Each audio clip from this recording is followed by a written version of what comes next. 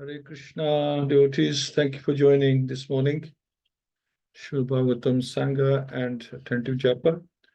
We'll make a start, and we're talking about these wonderful pastimes where Nārada Muni is cursed by Prajāpati Dakṣa. So, very interesting. So, Nārada Muni had said that there is a river flowing in both directions. So, he was preaching to the Haryashvas who were going to go back home after doing austerity. But Nārada Muni has different plans for them because he knows they're ready actually for liberation. And why are they getting entangled in material life? You know, because material life, it's once entangled, very difficult to get out of. So if you're already ready to go back home, then why go through that process? So material nature functions in two ways, by creation and dissolution. So the river of material nature flows both ways. A living entity who unknowingly falls in this river is submerged in its waves. And since the current is swifter near the banks of the river, he is unable to get out. What will be the benefit of performing food activities in that river of Maya? So Srila Prabhupada explains that one may be submerged in the waves of the river of Maya, but one may also get free from the waves by coming to the banks of knowledge and austerity. So the banks of knowledge are our safety zone. Near these banks, however, the waves are very strong.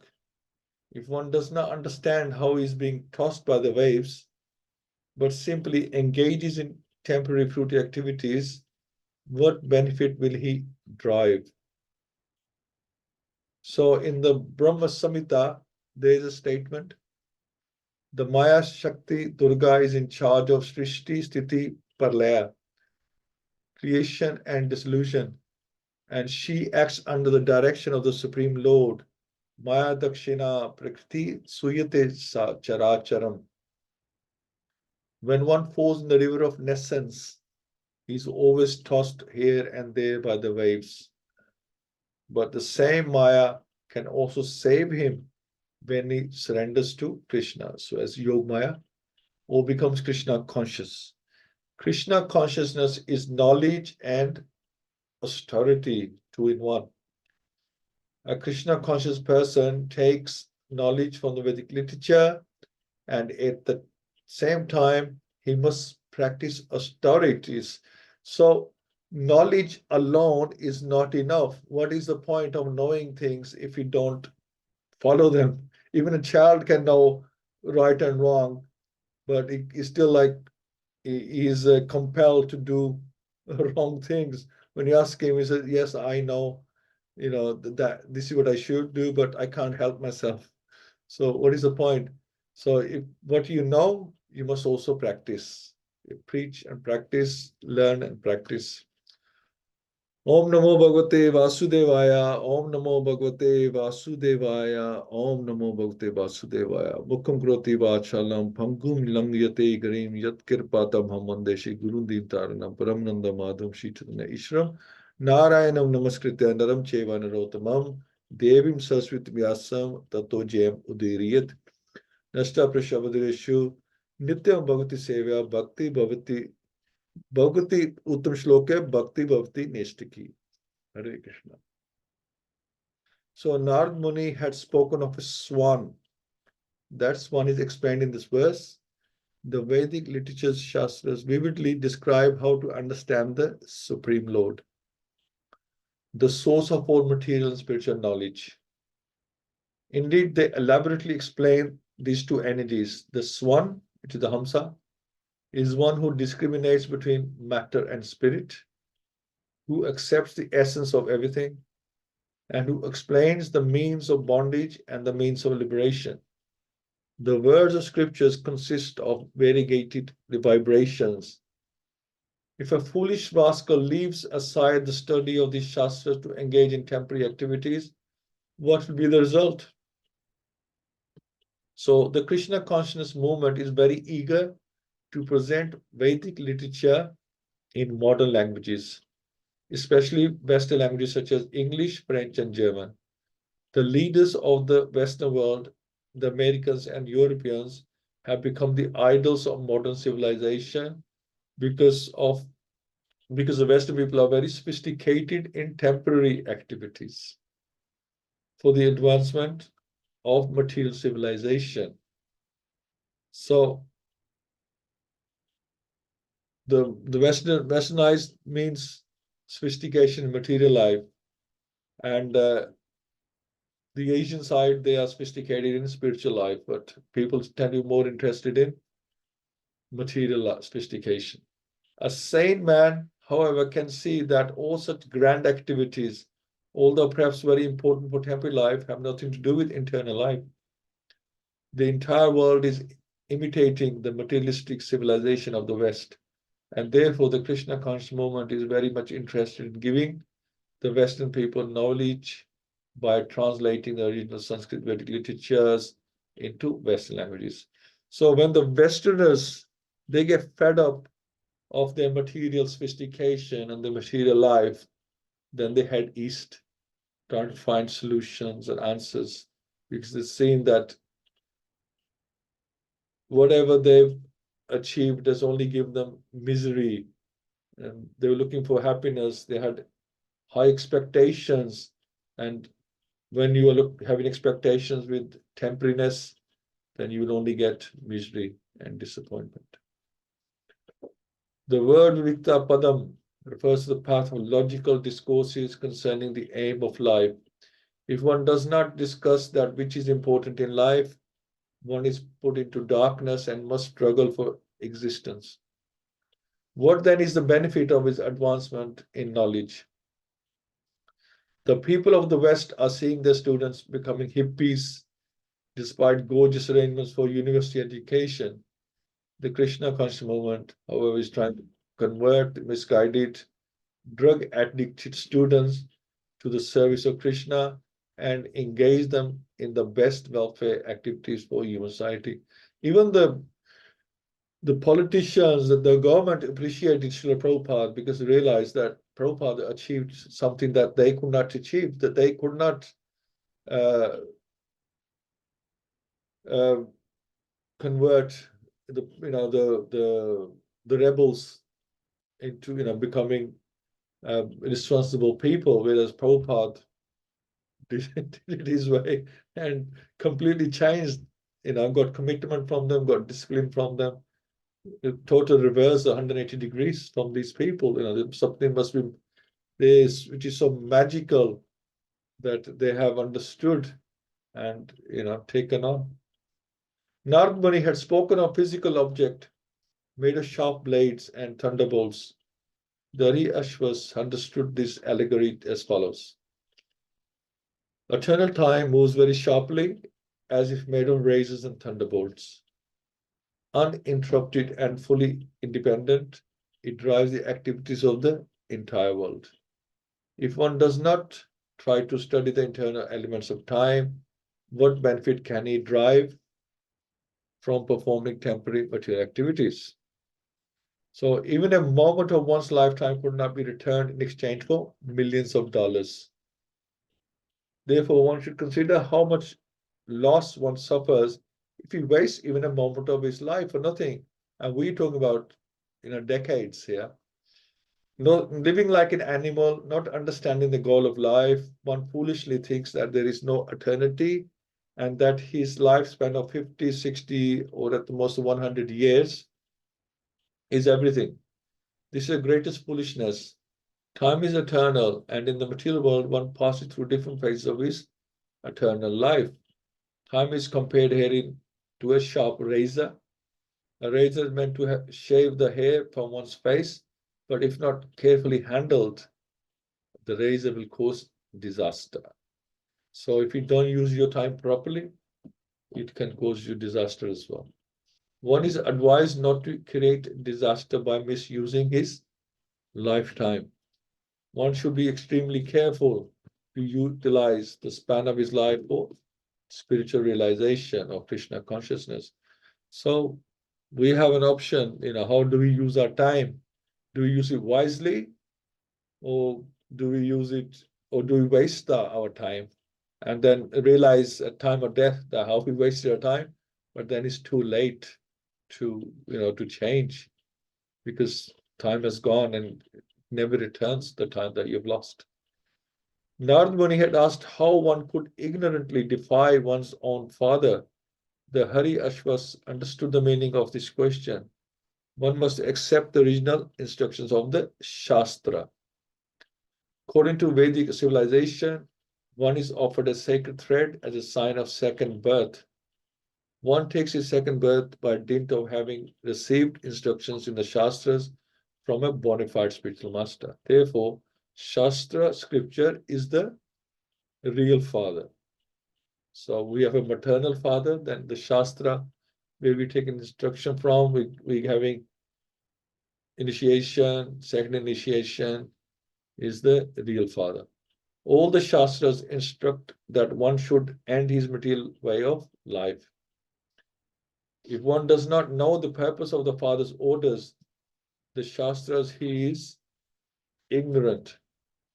The words of a material father who endeavors to engage his son in material activities are not the real instruction of the father. So that's very interesting. Who is our real parent? The Krishna consciousness movement is teaching this high knowledge of retiring from materialistic life to return to Godhead. But unfortunately, many parents are not very satisfied with this movement. Aside from the parents of our students, many businessmen are also dissatisfied because we teach our students to abandon intoxication. So industry is losing here. Intoxication, meat eating, illicit relationships, gambling. So how many people are losing out? How many businesses are losing out? Because these are like multi-billion pound dollar industries. And if people stop eating meat, stop drinking alcohol, there's like, big breweries making this stuff. And if they lose business, they'll lose business big way. And slaughterhouses, of course, as well. If the Krishna consciousness movement spreads, the so-called businessmen will have to close their slaughterhouses, breweries, cigarette factories. Therefore, they are also very much afraid.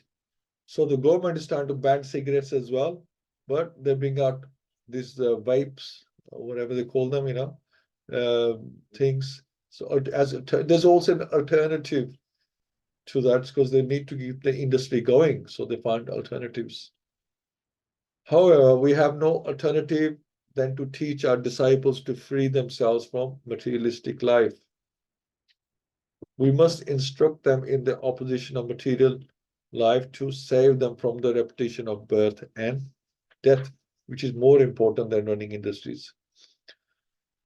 So Nārada Muni therefore advises the Hari Ashvas to sons of Prajāpati Dakṣa that instead of begetting progeny, it would be better to live and achieve the perfection of spiritual understanding according to the instructions of the Shastras.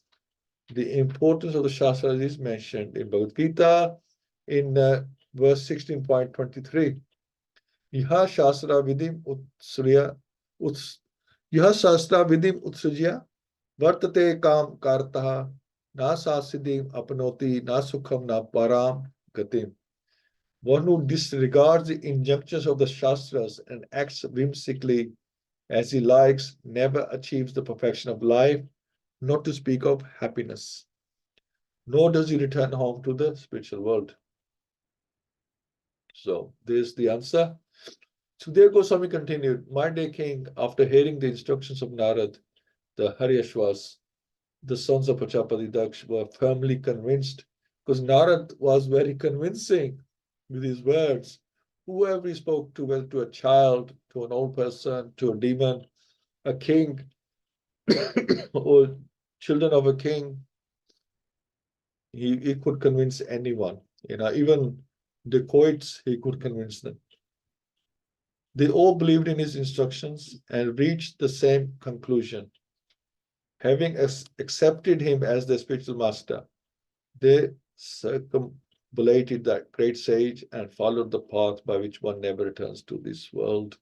So not only did they listen to him, not only did they accept his instructions, they accepted him as the spiritual master. That convinced, yes, he's saying the right thing, and we accept him as our spiritual master from now on. From this verse, we can understand this meaning of initiation and the duties of a disciple and spiritual master. The spiritual master never instructs his disciples, take a mantra from me, pay me some money, and by practicing the yoga system, you become very expert in materialistic life. Because the relationship between a spiritual master and disciple is a spiritual relationship. It's nothing to do with material life at all. The relationship is totally spiritual. Expectations are totally spiritual. This is not the duty of a spiritual master. Rather, the spiritual master teaches the disciple how to give up materialistic life. And the disciple's duty is to assimilate the instruction and ultimately follow the path back home, back to Godhead, from whence no one returns to this material world. And once you decide that you are going to reduce your material life and increase your spiritual life, then Krishna is there to help you. He can see your dilemma. He can see what you need. He helps you straight away. But nothing's too much for Krishna. These are like, baby steps. Krishna can do anything. And why would he help you? When you want to do something for him, you want to approach him for spirituality, you want to approach him for loving devotion, service, why wouldn't he help you? He helps, even the ants he helps, so why would not he help his devotees?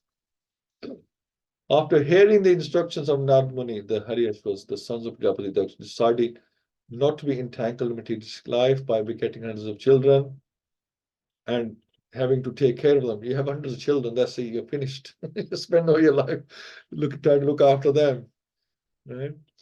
This would have been unnecessarily entangling. Hariyashvas did not consider pious and impious activities.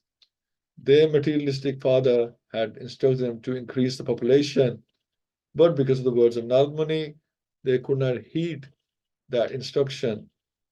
Nārada Muni, as the spiritual master, gave them the Shastric instruction that they should give up this material world. And as bona fide disciples, they followed his instructions. Nārada Muni, when he approached them, he already knew that they were right candidates for this. They were great sons, and they were following the instructions of their material father. But it's not their fault if they don't know what instruction they should be following. They can only, what we don't know, right? So they are following what they have been told, what they believe in right now, because their parents, that's what they've taught them.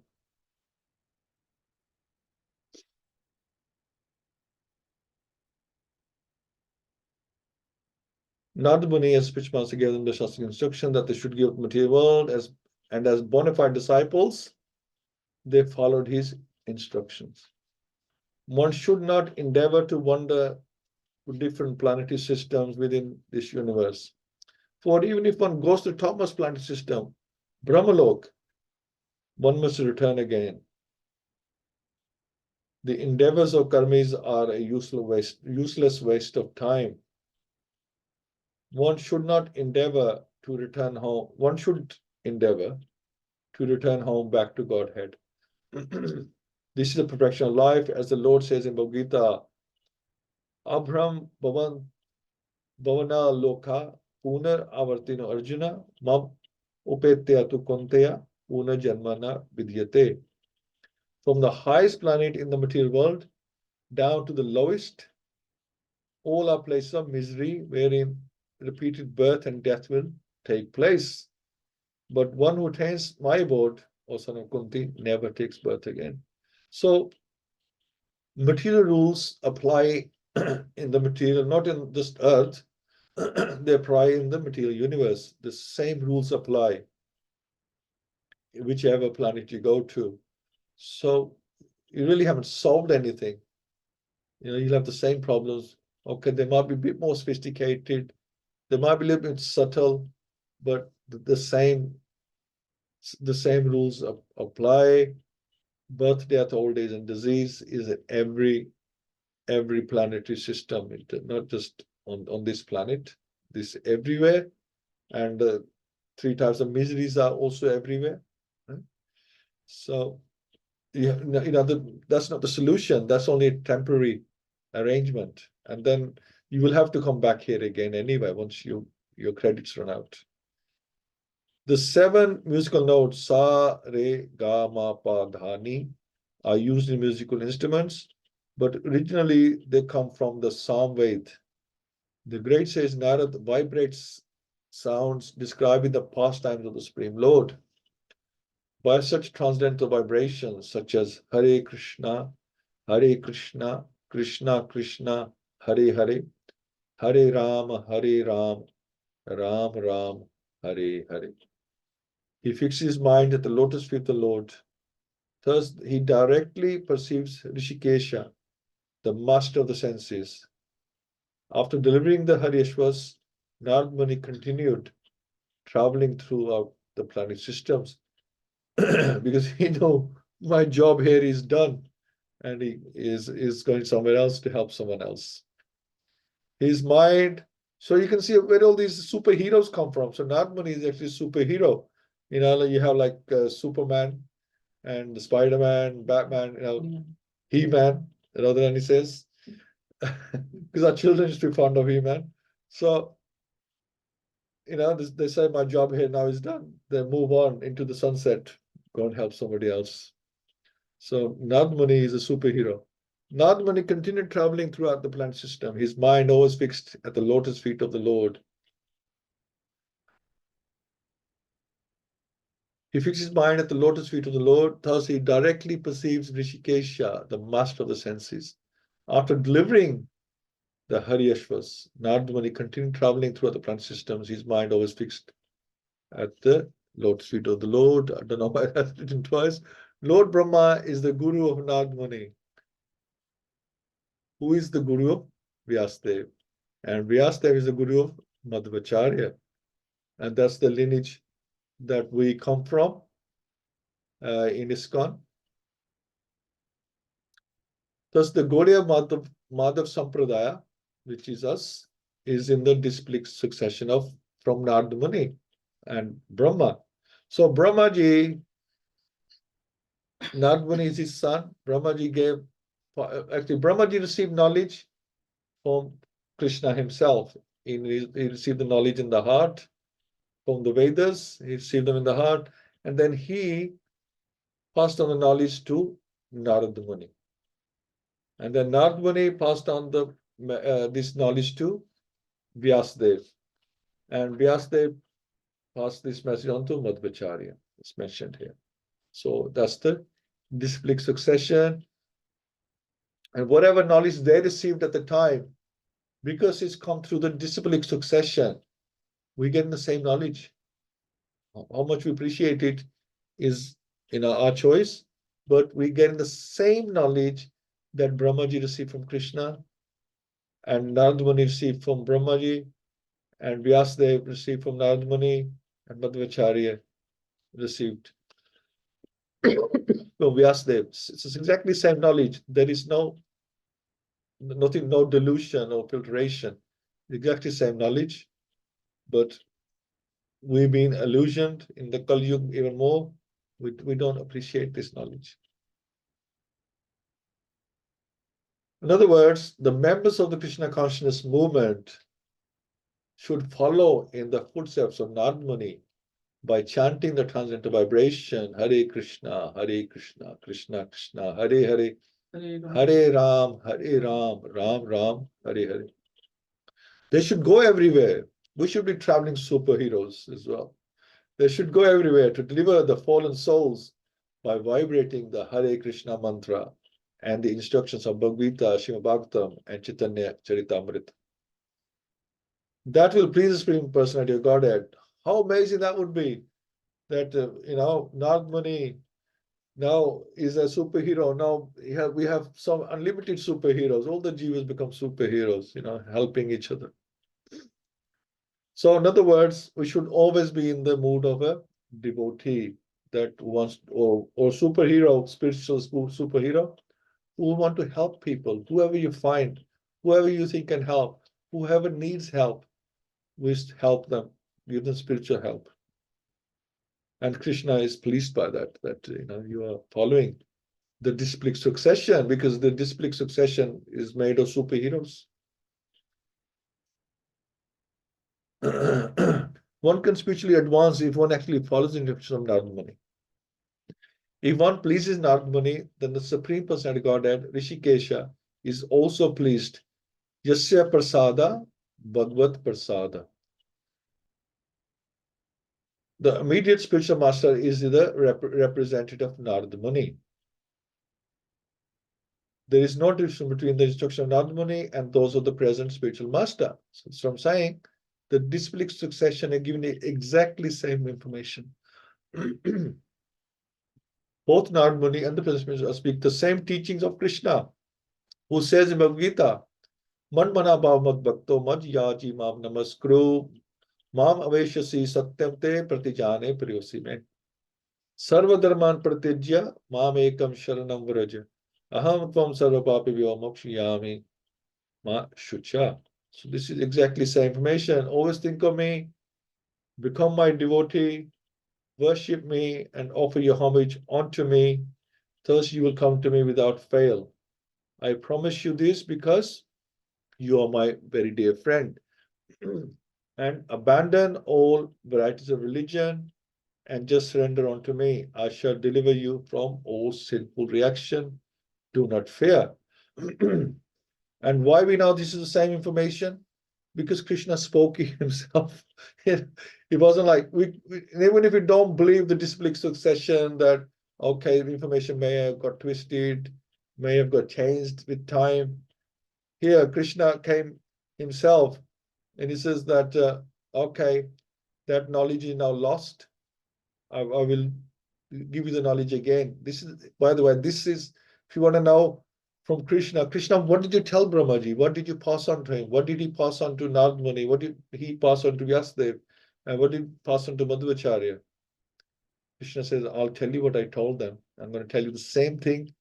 And when Krishna was talking to Arjuna, and he's telling him about all the Karam yogs, the Gyan yogs, right? And Arjuna is confused. And the Stang Yoga, Arjuna said, look, what do you really want me to do? Because you're telling me so many instructions. What do you really want me to do? And Krishna said, look, I'm giving you all these instructions, not that you follow, Gyan Yoga, Karma Yoga, Stang Yoga. I'm not giving all this information for that reason. I'm giving you all this information. So when I'm giving you the information, I'm giving to everyone, because everybody will be hearing this, everybody will be reading this. And these instructions are for everyone. So whichever level you want, it's okay. You follow that level.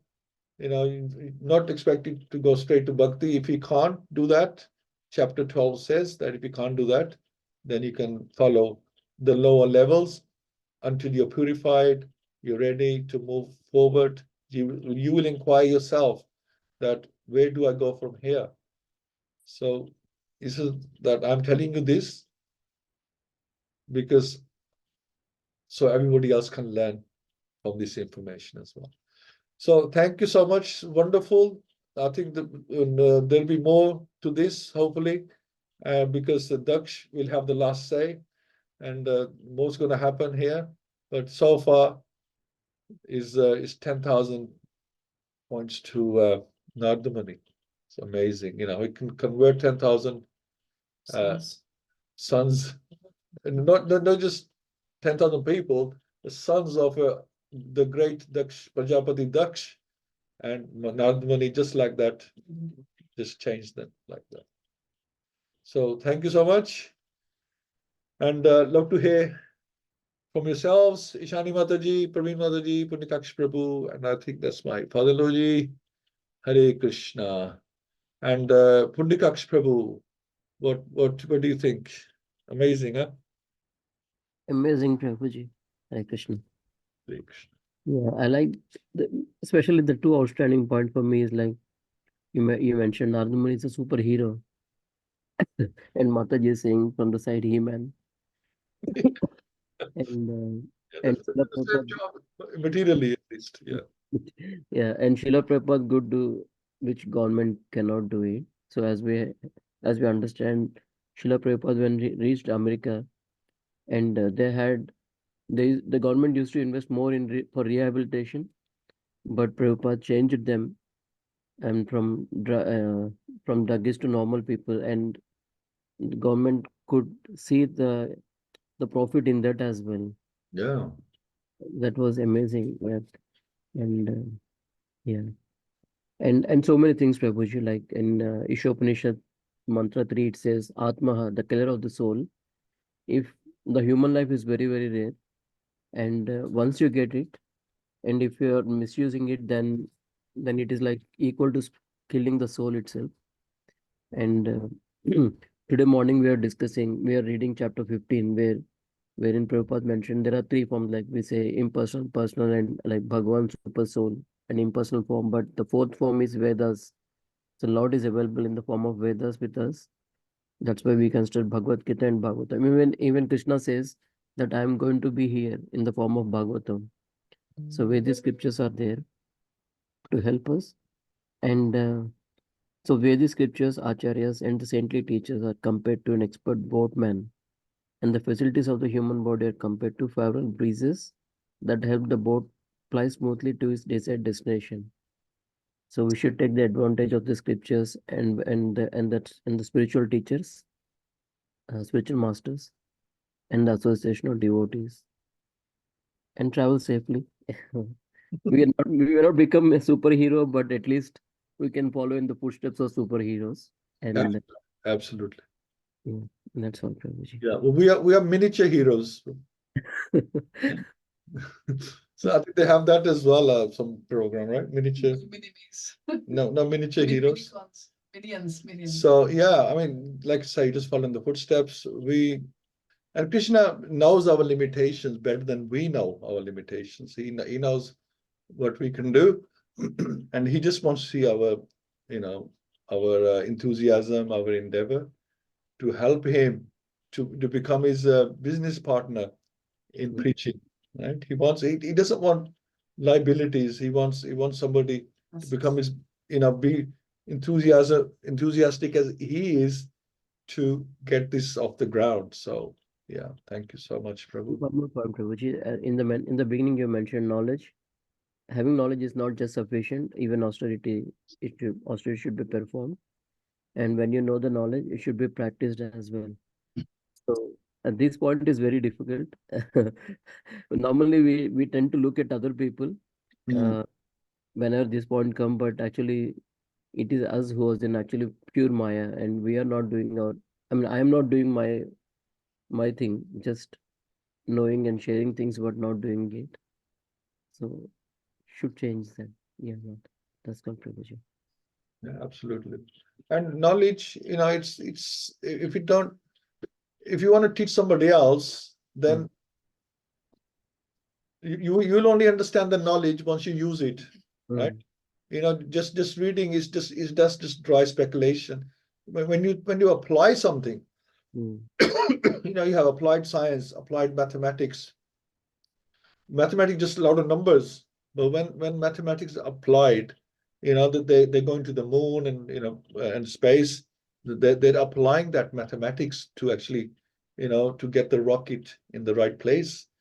So it's all mathematics figures, isn't it? If you didn't use it, then what was the point of that what's the point of currencies that if you don't, if you know it's 10 pence, 20 pence, 30 pence, like that, if you don't use it in a shop, if you don't apply it, then what does it mean? It means nothing. So knowledge is only useful when it's applied. Otherwise, it's a waste of time. So thank you so much for very good. Radha, you want to say something? Yes, Hare Krishna, everyone. Yes, yes. All I understand every time I hear any class on Srimad Bhagavatam, Chaitanya Charitamrita, Bhagavad-Gita, all I understand is that acquiring knowledge is easy. You heard from someone, you got it. But then to sustain it, to maintain it, you have to carry on giving to others. Unless you repeat that, what you have gained to others, it's not going to stay in your head because we have got very, very short memories. We read something and we just forget within next hour or one day, or in some cases, some people might be able to remember for a month if they don't repeat it. So we have to give it to others. It has to be repeated. But as Srila Prabhupada says, repeat it in your own words. Then it has important. When it comes in our own words, whatever we read from Srila Prabhupada or in the Shastras, when we repeat it in our own words, like we do in our exams, the teacher will say that don't do the plagiarism, that just copy the word to word and just give it as reference. Say that wherever you're giving it from, as it is, but then explain it in your own words. So until and unless we are explaining in our own words, that means we haven't realized the knowledge. So what is realizations? Realizations is hearing something and then to be able to repeat it in your own words. When we are using our own words, that means we have understood it. We have understood the essence of what that teaching or what that purpose is trying to tell us. And like in normal life as well, building something is not difficult. Okay, you can get some loan or you can put some work and you can acquire something, fine.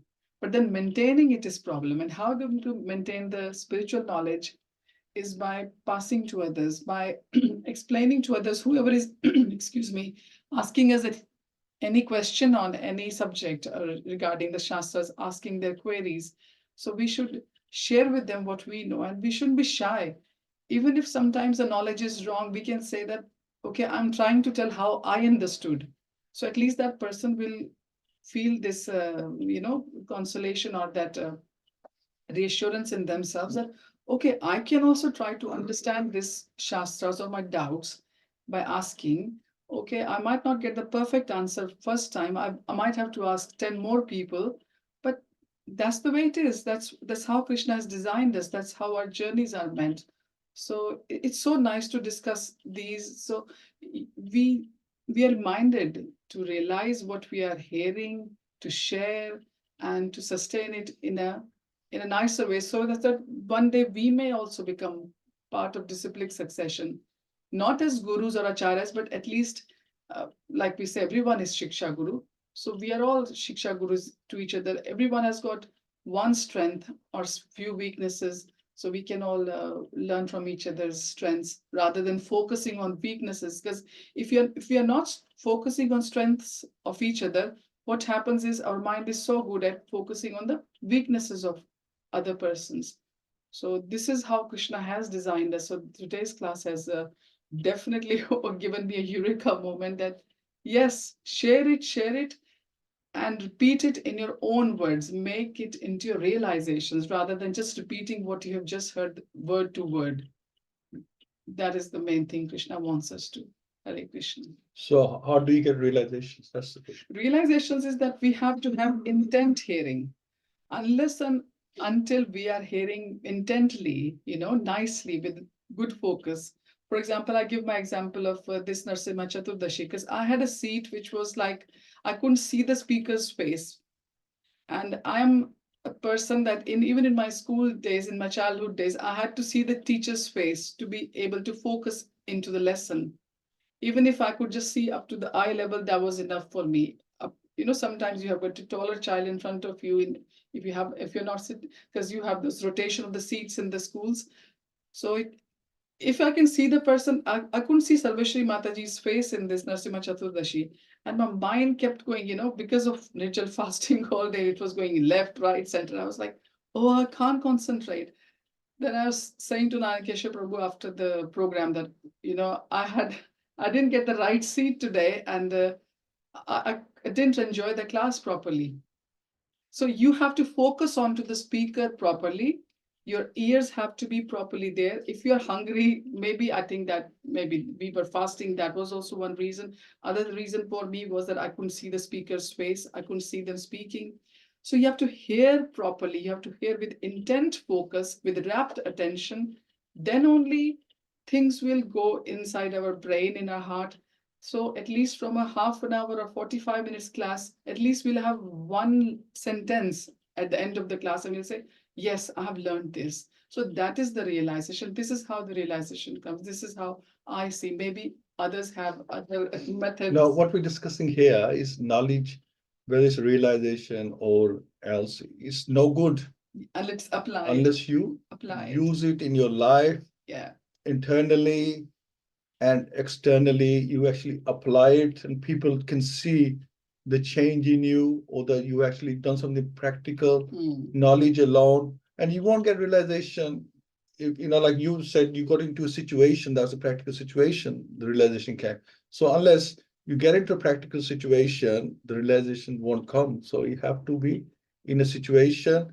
And how the situation, when you actually attend the program, you attend the program, you're in a situation. So just learning that always, it's very good to attend a festival. It's very auspicious. It's not. Will that be enough? It's useless. So unless you took away to get the something realization, you would have to actually be there. And that's the thing, that you have to apply that knowledge to actually learn from it. Yeah. But one realization I did had from that program, this is a little bit off, but anyway, all the pastimes are Krishna's pastimes, including Daksha's pastime and Narasimha's. I had that realization that we were discussing after the program, then why do the devotees take birth to the demonic families? The realization I had, and yes, I had to research it a little bit because I wasn't getting some good answers that, okay, they're doing Leela, so the eternal associates of Leela of Bhagwan, so that's why they come in the demonic families as well. But the answer I got was from Chaitanya Charitamrit, Adi Leela. I'm just speaking from my head. I think it's 17th chapter, verse number 32. I can confirm it later on in the group. Prabhupada says in the purport there that the devotees take sometimes, all the demigods are lining up to take birth into the devotee families because they can't achieve bhakti up there in the heaven. They have to be born into devotee families, go through this process, then through the 9 limbs of bhakti to go back to the Godhead. So they are patiently queuing up there, to be born in devotee families or bride families. But Prabhupada said that it's not necessary that every time they will get a devotee family, they can take birth in. So sometimes they might take birth in a demonic family where the situation will be so that Krishna will come into their life. So they don't mind coming into a demonic family, taking birth. So that happened in the case of Prahlad Maharaj, who was actually a Brahmana in his last life. And he got into some kind of bad association. And one night he was waiting for his, prostitute friend, lady friend. And it happened to be a temple, and it happened to be Narsim Chaturdashi. And what he was doing, he kept, because she didn't arrive, she didn't make on time. So he kept cleaning the temple all night, and unknowingly he observed the fast of Narsimha Chaturdashi as well. So due to this piety of his, he got a birth as Prahlad Maharaj in next life. So we can see that somebody might just do lots of tapasyas for years and years and years, and they don't get much. And a Brahmana who did just cleaning the temple in the night and unknowingly observing the Narsim Chaturdashi gets the birth as Prahlad Maharaj. So that's what my realization was. And this is how, and that's why I was thinking that, okay, Krishna didn't make me hear the whole class intently, but in the end, but when we were coming back home and we were discussing in the car this thing that how come devotees take birth in demonic families, and we were all putting our points. And then Krishna made me realize the big essence of this whole Leela. And I was really grateful. So we should never get disheartened. Krishna has got plans for each and every one of us. Hare Krishna. Hare Krishna. Ishani Mataji, Hare Krishna. Hare Krishna, Prabhuji. Very nice class. Danvat Pranam, everyone. So I really like the point which Mataji just made. Why this devotees take birth in a demonic family. You know, after hearing this, I could realize that when Krishna gives somebody mercy, he takes birth in, or he's a very good devotee, he takes birth in a devotee family, right? But when Krishna gives special mercy to somebody, and he's a very special devotee, he takes birth in demonic family, or he relates with ignorant people. Like Prabhupada, he went to West where nobody was a devotee. Like Prahlad Maharaj himself, like Shivji, he relates. He always is surrounded by all, hobs and goblins. So he can preach them as well. He can guide them as well. So they are a very special devotees who are not affected like a lotus flower. The leaf of the lotus flower is untouched by water. So that's an analogy given by Prabhupada. So it's a very a very special devotee gets a birth in such a place where he can reach others. Likewise, I was talking to a devotee, and he was in like right now present. He is working in a gambling shop. And when I heard this, I was like, wow. I don't know why I reacted wow. But then I analyzed it, and I thought maybe because I was thinking he's like a lotus, he works in a gambling shop, but he's not affected by that. He's not drinking, he's not smoking, he's a proper devotee, he's following four regulatives, and also he's preaching the people over there, and he has stopped many people coming to the gambling shop. So that's a real blessing. I feel that these devotees who take birth in such a family are more advanced. So anyways, coming back to the point, to realization, when I was in when we were in a, there was there was a meeting with where Bhuta Bhavana Prabhu was giving class. Then we asked him a question that whenever we learn something or read something, by the time we go back home, it just vanishes. We can't apply it on our life. We don't even remember what do we learn. So he said that whenever you go somewhere, whenever you listen to some lecture, some class, just pick one point. Don't try to pick hundreds of points. Just pick one point and try to analyze on that. Like every time, every festival, you listen to a class, pick one point, try to analyze, try to have that in your life, try to follow that, and then slowly and gradually you'll reach the point. So I really like that point and wanted to share. Thank you, Haribol. Thank you. Yes, wonderful. Yeah, absolutely. Yeah, there's so many points, but once that stands out for you, I mean, this is the reason why we have this discussion. There is anything that stood out for you. Even that may be forgotten, but then when you hear it again, you remember it. Oh, I remember hearing this. Yes, and sooner or later you wanna do something about it. So yeah, fantastic. Praveen Mataji, Hare Krishna.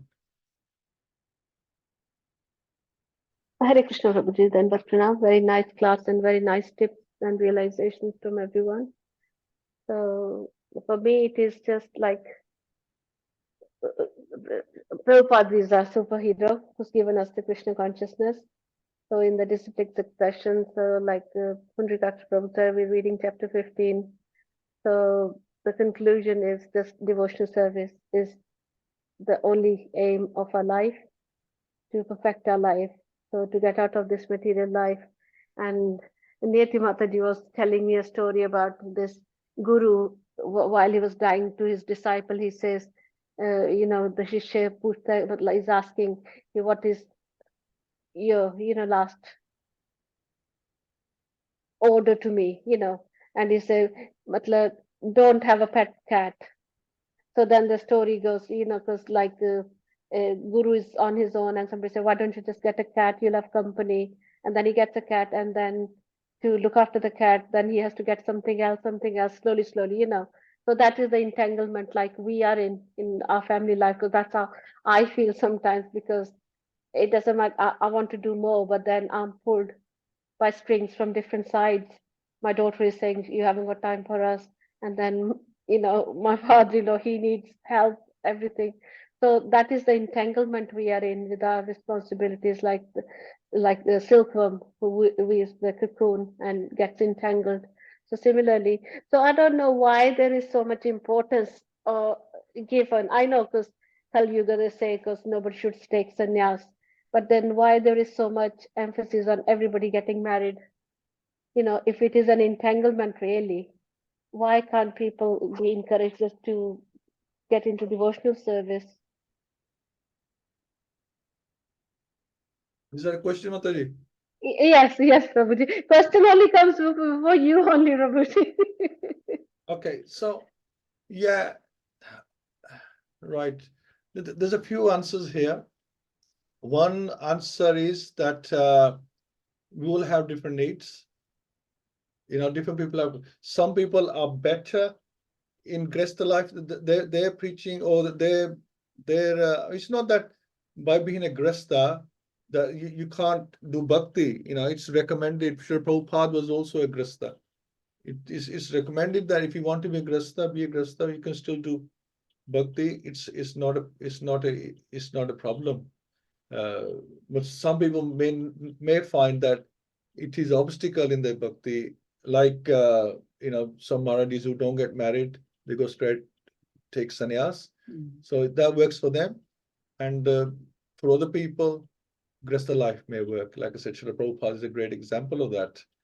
But sooner or later, it has to be all given up, at least mentally. The problem is if we hold on to things for the rest of our lives, then it becomes a problem. Being a grasta is a problem. There's a time to be brahmacharya, there's time to be a grasta, there's the time to be a vanprastha, and there's time to renounce everything. If you do it in order, then it's good. Now, Yeah, that's what I was going to say. It works if it is done in order, but not like for us coming late and then like children. My older girls, they're not into Krishna consciousness, so it becomes hard then to fit their needs with our needs. yeah. So, but if you do it properly, then it is okay. But then even then, like I don't want to say the name of the devotee, one Mataji in Leicester, and she has openly shared the problem her family has gone through. Although she was born in a devotee family in Mayapur and everything, and what her brother has gone through. And then the problems are still there. So obviously her parents must be feeling the pain and everything, what the son has gone through. And it does become it's like a hindrance in a devotional service. But Krishna gives you strength anyway to go through all the pains and everything.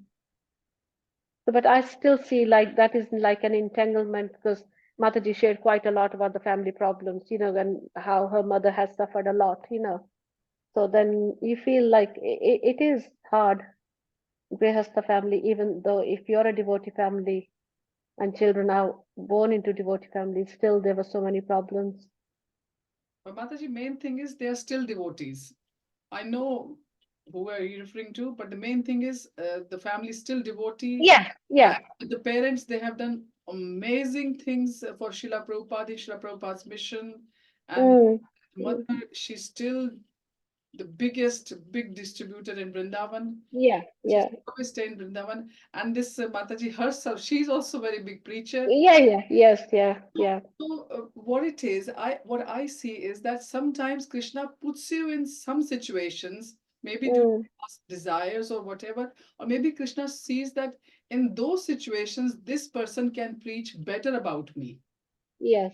So if they had been in all the, smooth, life is not smooth, is it? We know that. Isn't it? Yeah, but then like they say, you know, we learn from a great man, or common man follows. So we look at them and we say, wow, they, like you said, you know, they're still doing Oh, bhakti. no, nobody becomes hero just like that. Just in case of our superhero of today, Nārada Muni, how his Mm. life was so challenged and how he overcomes and he tries to preach others and how people say things to him, but still how he turns them around. So Krishna, who is the main person who is holding the strings of everything? Okay, it's in our case, it's material modes of material nature, but it's Krishna who is sanctioning that this person is going to be put in this situation because of their desires, because of their, or this is their quality, and this is how they're going to do the best preaching. So this is how it's on. And lastly, I Yeah. want to say that I've heard something this week, and it was real nice. I wanted to share. I know time is getting too But much. not your time. Quickly, Chanting anyway. No. yeah, we'll have to keep the chanting anyway. So what it was that, you know, when we have a desire to itch our leg, for example, there's an itch in our leg, and we know that if we start itching it, we'll keep itching it, itching it, itching it. The itch is not going to go away. We all agree on that? Scratching it. Yeah. Yeah. Yeah. Similarly, there is a itch of desire in our lives. The more we itch one desire, what happens is one more will come, one more will come. So this is how it's going to happen. So we have to learn to say no. For example, the mind will say to us, okay, look at this. When you're trying to do chanting or trying to do, mind will say, do this. And Mm. just giving at that moment to your mind, you know, sometimes 1 hour is gone easily. And then you look back and say, oh, why did I give in to my desire? So this is it. Mahatma Prabhu was telling in a very short reel this week that we have to stop that itch of desire. That's it. You know, end of the Simple to say. end of the day, Mm. I think coming to chapter 15, Bhagavad-Gita, it's this tree, this upside down tree Hmm. that's in there, right? The upside down tree is built on desires. That's what the tree is. He said it's desires. So the universe runs on so many desires. If there's no desires, there will be no need for universe. Different people have different desires. That's the bottom line, that different people have different desires. And it's not that sannyasis don't have problem. Mamukteya Punjanma, Dukyalam Ashashvatam.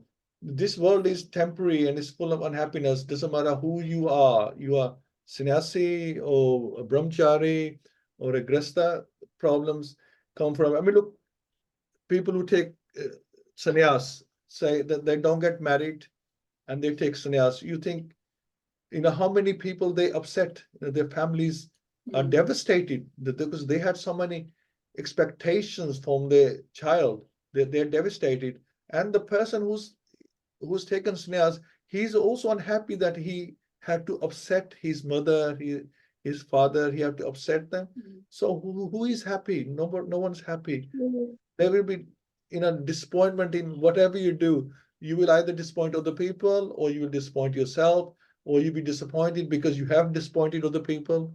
But you have to go for the higher cause. Now this is like example here that Nārada Muni, whereas Daksh was expecting a lot from his sons, Nārada Muni advised them, don't get married. And they probably already seen the girls as well, you know, which girls are going to marry these Haryashvas, right? So everything's probably arranged. They're coming back home. And Nārada Muni just puts a spanner in the work. And there is a lot of disappointment. But the point is, Nārada Muni sees that these people don't have to go through the 4 varnas, right? Or ashramas. They don't need to go through these ashramas. They can go from brahmachari straight to renunciation. Whereas some of us, we have to go through the grista and vanprastha. You know, some of us have to go through that. And it is necessary to have people with different desires. Otherwise, this material universe could not sustain, because it's built on desires. If nobody is having children, then how will the souls get liberated? Right? So that's also necessary as well. We are helping, as long as we're helping souls to get Krishna consciousness, that this is the whole concept, that no harm in getting married, but are you just doing for sense gratification, or are you going to use it for Krishna consciousness? So Krishna consciousness can be in everything can be used in Krishna consciousness. This is what Srila Prabhupada, is the teaching us yukta viragya, that you can apply anything in Krishna consciousness. It's all about your consciousness, how you want to apply your life, whether you're grihastha, brahmachari, sannyas, whatever you're, and unhappiness is everywhere. It's, we can't escape that. And also, Mataji, you be so happy in your Krishna consciousness that your children, because they're all, or your children are also grown up like ours. So when they see you so happy in enjoying your Krishna consciousness, enjoying your family life in Krishna consciousness, you're showing them that, look, I am doing all the duties of mother. I'm doing all the duties I'm supposed to do. But Krishna is the center of our life. And they can see that, okay, mother is doing everything. She's following the Krishna consciousness and she's not forgetting all her duties. So actually their unhappiness is that, in a way, that sometimes maybe they are not able to find that happiness what you are getting into from Krishna consciousness. Slowly you will see they will. It takes time. It takes time. Maybe sometimes when all the family members are together, obviously making, offering them prasad, cooking for them. Also, quietly take a verse or two of your favorite verse, or maybe take a discussion point and gently just bring that into the family discussion. When you're talking about something in the family, just bring that point from Krishna consciousness into a discussion without letting them know that this is from Shastra or Krishna says, or this is, oh, okay, if they ask, so where did you hear this from? Or, oh, this is very nice. Then you can give them the reference. And slowly you will see the mood will change. So when we are getting together in the family group, instead of just doing mundane talks, Prabhupada always says, do the Krishna talk. And that will just turn It has to be everything. subtle, because then Yeah. it could just kill the Very mood as subtle, well. very subtle in the beginning when the children are not into Krishna consciousness yet. Bring them, give them, little, like we teach a child the phonetics in the schools first, A, B, C. Similarly, give them little dose. You've given them enough prasad by now. Now start giving them little doses of good bites from Krishna consciousness, but very subtle, so that don't think that you are just imposing your shastras and what you have learned, what you like. There's nothing worse than that. When the children become rebel, they will not even want to listen to you. They will say, okay, mom, I'm coming. Okay, I'm going. Mom is just going to say blah, blah, blah. This is how Yeah, I think I need a hand holding in that case, Mataji, because yeah, it is not going well. Because as soon as I say a word, because like I am, because for me, Krishna is everything. From like before, I always believed like it's all God. God has done this. It's God's mercy. Always. So my children, they're not happy with me because until now they're arguing with me that, oh, we worked hard to do this, and you always said, oh no, God's done it. God's done it. You never gave us credit. So even now, a week ago, because I just said to Krishna, my middle daughter is still not well. So I just said, okay, eat well, exercise, and just bring God in your life a little bit. Oh my God. No, I don't say that, don't say that, bring God in your life. Just say, do your best, and that makes us all happy. That makes the family happy. That's the basis of happiness in this world. Don't say that if they don't want to hear. Just say, Mataji, it hurts me. just say कि super power तो है ना, एक बोलो. But that's what I said, anything. I said,